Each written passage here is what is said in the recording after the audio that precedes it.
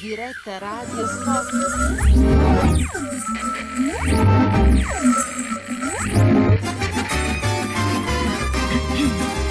Глазами иностранца.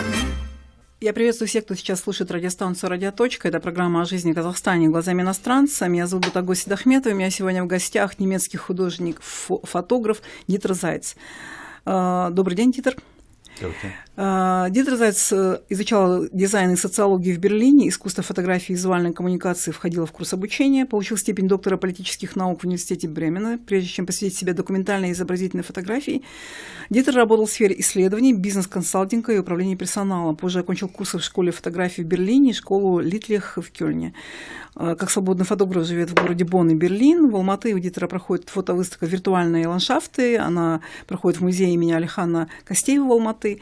Это взгляд на Астану и Алматы, но совершенно другого неожиданного ракурса. Еще раз добрый день. И, Дитер, я совсем недавно слышала такое мнение, что в отличие у западных людей как бы совершенно другой менталитет, который позволяет им легче менять свою профессию, легче менять свою жизнь.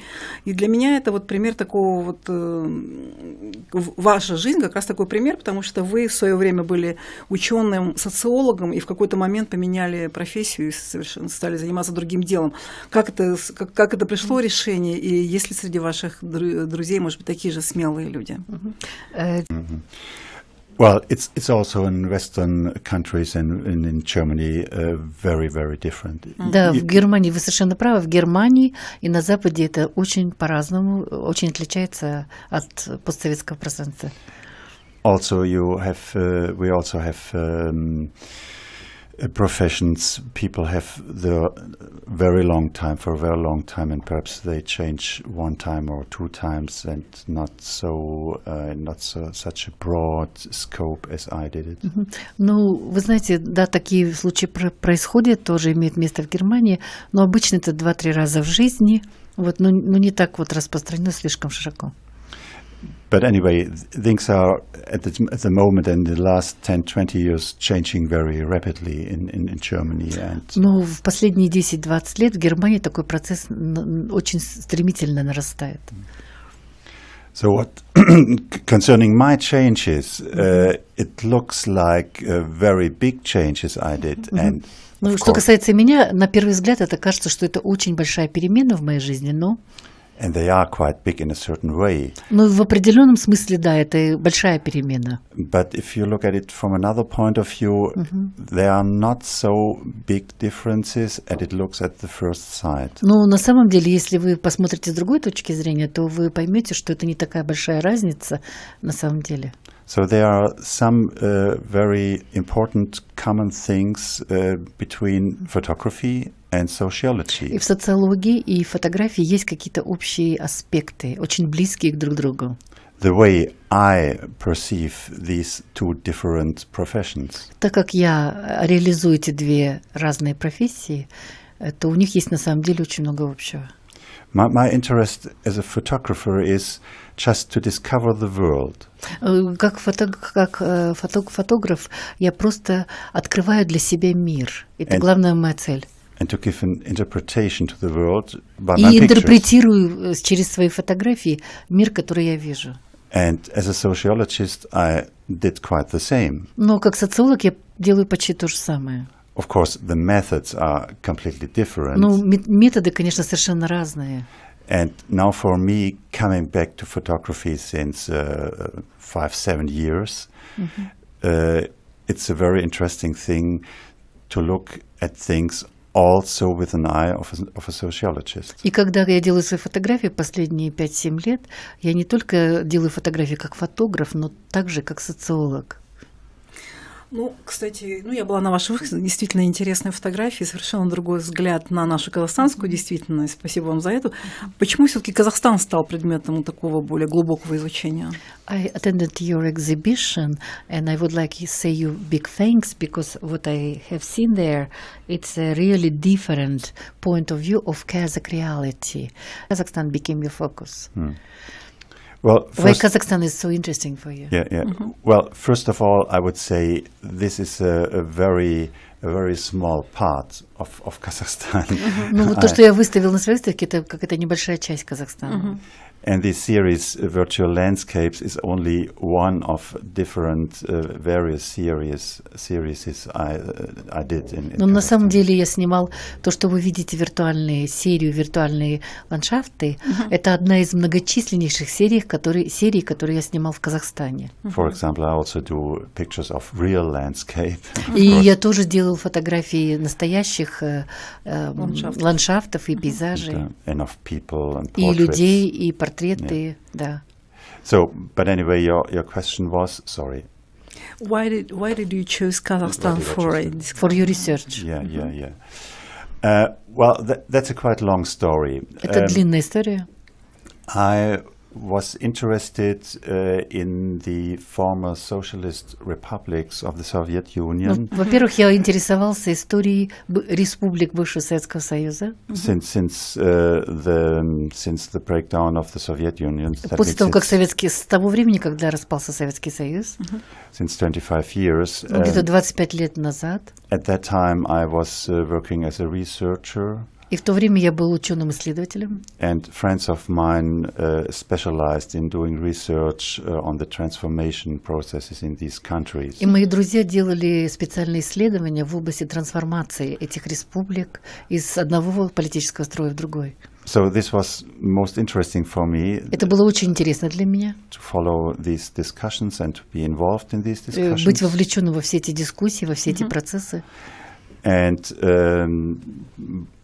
during these discussions, many things became more clear for me. И когда мы все это обсуждали, многие вещи прояснялись для меня. And the differences between these countries became more clear. И более ясно мне становились, в чем разница между нашими странами. From a Western point of view, at first we say all cats are grey from the distance. И мы, вот, например, у нас есть такая пословица, что все кошки на расстоянии серые. Это вот наш западный взгляд. But if you get closer, the differentiations. А когда вы начинаете get более clearer. глубоко изучать каждую республику, то вы начинаете видеть разницу. Приближаетесь к этой кошке. Да, когда вы приближаетесь к этой кошке, то вы видите ganz richtig. Okay, so that was one source of my interest. This was not specifically focused on Kazakhstan, but on all of these countries. Но сначала это не был специфично только один Казахстан, а меня интересовали все советские республики. So a second source of my interest is I traveled around in some places in Russia, and for example, and I met people on congresses, people from different countries. Но второй источник, как я узнала о Казахстане, я путешествовала по России на различных научных конгрессах, я встречался с людьми из Казахстана, с учеными из So I got a Казахстана. more personal contact И у меня to были the такие личные контакты, social and personal situation of people living in these countries, и я общался с людьми, которые жили в Казахстане. and also met people from Kazakhstan, of course. И And so a third source indeed was literature for А me. третий источник узнавания Казахстана, изучения Казахстана, это была литература. I remembered at that time that I even a longer time before from now 30 or 40 years, Может быть, 30-40 лет назад for example, I read Chingiz Aytmatov. я I прочел was Чингиза Айтматова, very fond of him. и мне он очень понравился, я просто в восторге от него. And now suddenly for me these three things and backgrounds came together, И когда вот эти три как бы причины, они совпали, and it developed a certain picture for me. у меня сформировалась такая картина в голове. And at a certain point I said, well, now I must go there. И я принял решение, я должен поехать в эту страну и сам посмотреть ее. I really must see how these countries in reality. И я должен посмотреть не только на Казахстан, но как все эти советские республики в реальной жизни, каковы они. Ну, насколько наверняка вы знаете, что Чингиз Айтматов в последние годы своей жизни вообще очень долгое время жил в Европе. И он там был послом Кыргызстана, и его работы, кстати, последнее время переводил именно немецкий переводчик Фридрих Хитцах. Вообще как-то с Германией, с Европой у Чингиза Айтматова очень много связей. И он даже умер потом в Европе, в Нюрнберге, в Германии. Как вы считаете, вот вы читали его романы, там есть какое-то влияние именно европейской культуры? То есть прослеживается этот... Maybe you know that Chingiz Aytmatov, he lived a long time in Europe. For example, he worked in Europe, in Belgium, in Luxembourg, in Netherlands, and German translated Friedrich Hitzig translated him. I know. Yes, and also probably you also remember that Chingiz Aytmatov died in Nuremberg in Germany. I didn't know that. Yes. How do you think is any European influence in his literature, or when you read his literature, it was pretty different? Why do you like his literature? Why do you like his literature? Well, I actually that's quite new for me. I didn't realize that there has been maybe a European influence on his writing. Но я никогда не задумался над этим вопросом, что может быть какое-то европейское влияние в его литературе, в его произведениях. So what I liked very much is a very what's it in English? A very picturesque. Что мне нравится в его произведениях, это такой живописный стиль, style of writing, описание и стиль письма. And he develops people, and you really can feel how these people live and how they. Он описывает людей до такой степени, что вы можете реально себе это представить, почувствовать персонажей. And how they think, and this. Well, in my imagination, this brought me the situation of these people living in the steppes there and struggling in their life. Это как раз вот дало мне такое живое представление о людях, которые живут в степи, как они живут там. Brought it very, very close to me. И они, эти люди, как стали близкими мне. Я смотрела фотографии, хочу немножко слушателям сказать, что на этих фотографиях, да, когда они придут. Там в основном фотографии заборов, которые, как правило, около строек закрывают половину стройки. И я была на вашей лекции, вы говорили ваше представление, почему эти такие заборы огромные, почему на них наклеены ландшафты.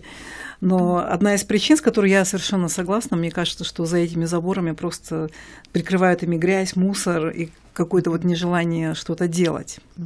I say to my audience that I attended your exhibition, and majority of your photographs shows the closing things of building construction buildings, and they are closed with different beautiful landscapes. And I suppose that real reason why we're closing with such a beautiful landscapes is not to show different ugly things behind. You maybe repeat your three reasons why in Kazakhstan, just in Kazakhstan, okay. using the same. Yeah. Okay. First thing is these tin walls are in front of construction sites, like everywhere in the world. Ну, во-первых, как везде в мире, эти такие заборы с различными фотографиями закрывают стройки, как везде в мире. So Kazakhstan is an upcoming country. There's a lot of construction activities, so there are lots of tin walls. Казахстан – это развивающаяся страна, здесь очень много строят, и, конечно, такие заборы с закрытыми, с картинками на них. So that's like everywhere in the world. Ну, это как везде в мире. But Но in my perception, there is an additional thing. Но есть что-то вот такое, что делает Казахстан совершенно не похожим на все страны. And the additional thing is that it's specific for the mindset of people in Kazakhstan. И мне кажется, что это именно менталитет казахских людей, что за картинки они вот располагают на вот этих строительных заборах. They try not to show ugly things. They try to show a nice facade. Вот что очень интересно, что меня как бы я восприняла, на меня оказало впечатление в том, что они пытаются закрыть некрасивые места красивыми картинами. So these tin walls also have the function just to hide away things you shouldn't У look них at. функция закрыть что-то неприглядное, что-то какой-то строительный мусор. And a third reason for this tin walls, as far as I see it, А третья причина вот таких заборов строительных is that in many cases I have the impression that people want to hide away their private property. Люди также хотят закрыть свою частную собственность и не показывать ее. Это одна из причин возведения подобных заборов. And that's completely different to Western countries. А для Запада это очень, так сказать, ну, у нас так это не делается. Мы по-другому делаем. Of course, sometimes we also have it, but in such an extreme way, it's really different. Ну, иногда у нас, конечно, тоже есть заборы, там есть какая-то реклама, на них это все есть, но не в такой вот экстремальной, не в такой экстремальном как бы способом, чтобы частную собственность закрыть забором с картинами ландшафта. So perhaps it just has to do with the fact that private property is Я предполагаю, что это... a new thing in the country, new since Я предполагаю, что 20-30 years. частная собственность это какое-то что-то новое для вашей страны, и поэтому вы ее огораживаете подобными заборами. Ну, я знаю, что у вас есть какие-то еще новые проекты, связанные с Казахстаном. Можете рассказать о них? Could you tell about your new projects related to Kazakhstan? I know you have them. May I at first add one thing to a question before? If you like, you can use it. Or Можно я еще прокомментирую кое-что перед вопросом? Да. Because you talked about the specific relation of Chingiz Aytmatov to Western countries. Вы спросили меня об отношении, о влиянии европейской культуры на творчество Чингиза Айтматова. But although I did not know that specific fact that he was so close. Я не знал, вот впервые сегодня слышу, что он был так близок к Западу. I think at this point it's really important to remember that in former years there have been much more closer relations between art practiced in the former Soviet Union and Western countries. Ну, нужно, наверное, здесь... Я хочу привести такой факт, что в прежние времена было гораздо ближнее общение, близкое общение между Советским Союзом и западными странами. For example, the whole area of constructivism, there was a very intense exchange between... Были постоянные такие культурные обмены в области конструктивизма, например. Between France, especially, and Russia. Между Францией and you mean Soviet Union, yes? Or Russia? Soviet Union. То есть были такие обмены культурные в области конструктивизма между Францией и бывшим Советским Союзом. And also between Germany and Soviet Union. И между Германией и Советским Союзом. Well, and as I'm in my first profession an industrial designer. А моя первая профессия это индустриальный дизайнер. I realized that very clearly because just in Я это очень хорошо на себе ощутил. Industrial design and graphic design, there were very, very intense exchanges. Я, так сказать, узнала о том, что были очень-очень такие, ну, как сказать, интенсивные культурные обмены в этой области между нашими странами. Да, графического дизайна, да.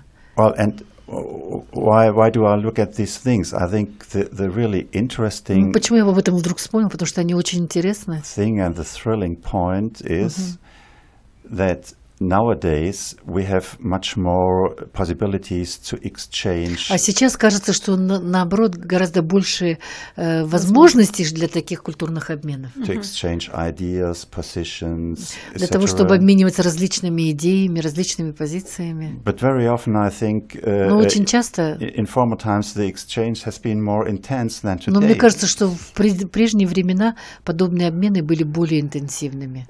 Today things are very much covered by ideology. Сейчас, к сожалению, многие вот такие вещи, они под соусом идеологий различных происходят. And in a certain way, both sides, maybe with different arguments, say we don't want to have too much contact and exchange with the other side. Может быть, и потому что у нас идеологические какие-то разногласия, каждая сторона говорит, ну зачем нам такие слишком интенсивные контакты, да? Потому что у нас разные точки зрения по этим вопросам, разная идеология, и зачем нам такие интенсивные контакты? And that's a really crazy situation. Вот мне кажется, что это какая-то ненормальная ситуация. And it's for me also one of my motivations to do this project and to make this effort, because I just want to give a little piece of exchange between the countries. Одна из причин, почему тоже я организовала эту выставку и провожу в различных городах Казахстана, потому что мне все-таки хочется интенсифицировать эти культурные обмены. Ну, согласна, действительно, нам I agree with необходимы you. We need such cultural exchanges. и I необходим totally agree свежий with you. взгляд, потому And что we need fresh point of view. мне очень понравилось, как вы разложили по полочкам на лекции, что как вы видите архитектуру той же Алматы, что у нас I liked very присутствует... much how you explained us with your point of view the architecture of Almaty. Что действительно осталась память и о Советском Союзе, That we have есть намек на in капитализм. Almaty, that we have a memory about Soviet Union. И в то We же have время some казахская hint for культура. a capitalism, and in the same time we have a Kazakh culture exists in Almaty.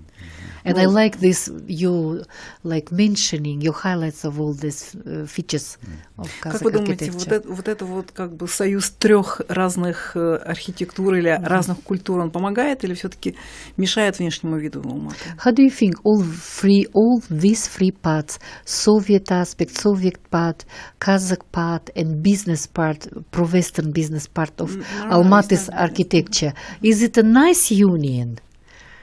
Is it harmonic union?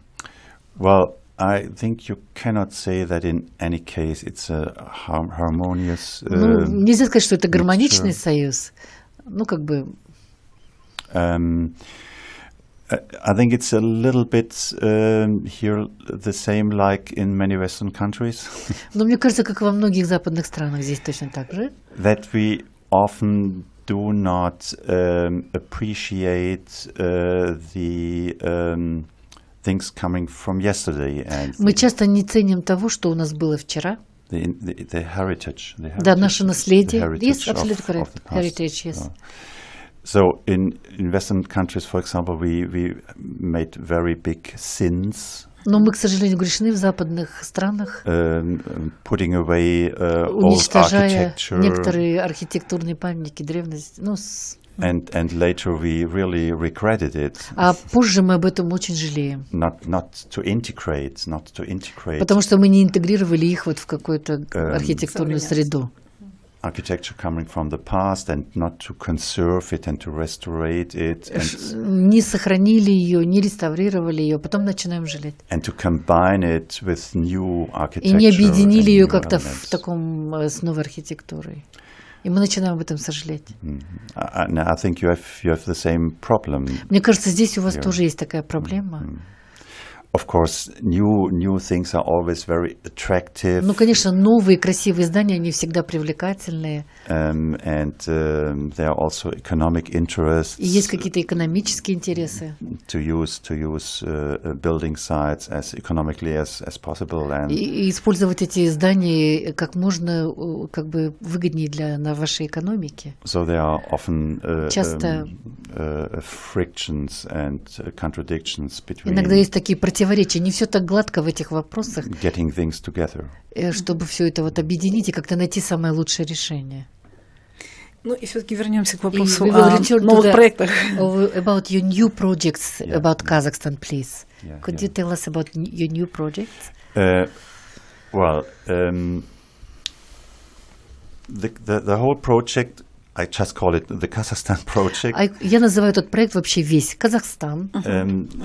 has different streams, different И у него issues. есть различные какие-то аспекты, различные, ну не проблемы, вопросы.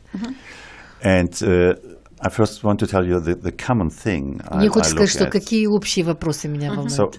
the common interest of these different issues I work on is just to show different ways how in everyday life this getting together of these three cultural streams Я в своих работах как бы показываю, как в ежедневной обычной жизни вот эти три аспекта, они вот реализуются и влияют друг на друга. how these things can be realized in everyday life. И они могут быть реализованы в ежедневной нашей жизни. So that's quite difficult to get it because you have to Это get не it in всегда легко pictures. так понять, а когда на фотографиях вы начинаете, нужно подловить такой момент, чтобы это вот схватить и показать. It must work in pictures. You must Это see. должно быть видимо, как эти три аспекта вот на фотографиях. So Another issue I work on, it's nearly finished, and И почти я закончил следующий свой проект. and probably you're wondering why I took this issue. И, возможно, вы удивитесь, почему я занялся этим вопросом. I made a series about gambling casinos in Kazakhstan. И я тоже сделал ряд серий, фотографий о казино, азартных игр в казино Казахстана. And if you ask me, Если вы спросите, why, зачем? you want to know? Если вы спросите, зачем?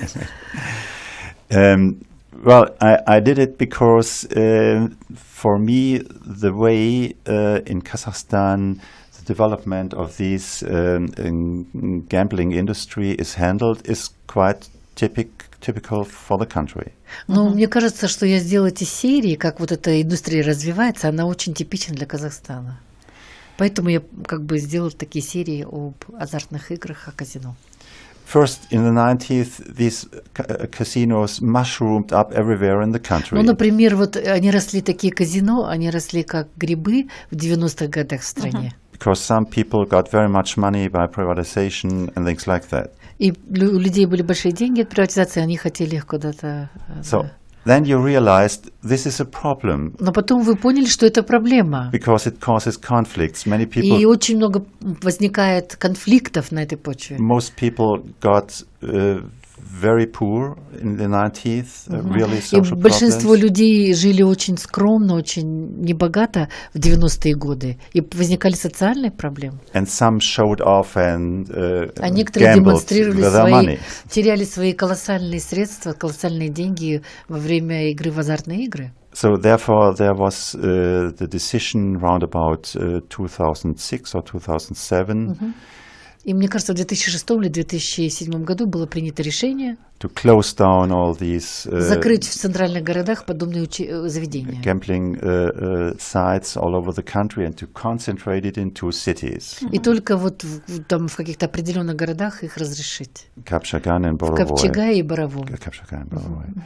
Okay, I think this was a very wise decision. Я считаю, что это очень было мудрое решение. And it also contained the idea to build up a gambling industry in these two cities, which should be very powerful to attract people coming from China and Western Europe. И с другой стороны, это было очень мудрое решение, потому что это как бы развило этот тип индустрии, и вместе с индустрией развились бы сами города. Привлекли богатых людей, ну, например, из Китая, из других стран, для вот поиграть в этих городах. And the idea was to create a new Las Vegas in the steppes. Да. The idea was to create a new Las Vegas in the steppes. Да, мне понравилось, что создать новый Лас-Вегас в степи. So, and I looked around and I looked for the new Las Vegas. Of course, И я поехал посмотреть, ну где же этот новый Лас-Вегас? I didn't find a В new Las степи. Vegas. Пока еще не нашел нового Лас-Вегаса в степи. But anyway, I found interesting places and interesting people. Но, тем не менее, когда я посетил эти места, они были для меня и сами города, и люди были очень интересными для меня. Well, and now we could discuss about the question, why do I see in this development and in the pictures of the situation this specific mixture of there's a certain centralistic style coming from the past, still important today. There's a Western influence, and there is also sort of a Kazakh way of handling А сейчас мы things. можем обсудить эти три аспекта, о которых мы говорили. Does it sound plausible for you? Ну, вам понравился мой ответ? Of course. Да, конечно. Yes, of course. Natürlich. К сожалению, время у нас закончилось. Wir haben Да, keine мы могли бы Zeit. с удовольствием еще поговорить. Поэтому огромное спасибо. Es macht mir Dankeschön sehr Spaß. за Viel Spaß, mit интервью. Ihnen zu sprechen. Я напомню, что с нами был немецкий фотограф Дитера Зайц.